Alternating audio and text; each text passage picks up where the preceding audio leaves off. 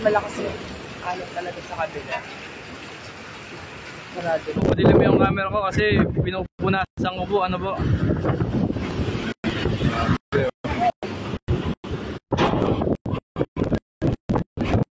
Base po sa latest weather satellite image, kaninang alas 5 ng umaga ay naging ganap na super typhoon na itong si Bagyong Juan at kasalukuyan pong binabaybay itong West Philippine Sea, west-northwest patungo dito sa eastern section ng Luzon landmass. Ayan yung boulevard ka. Puno na yan ng water.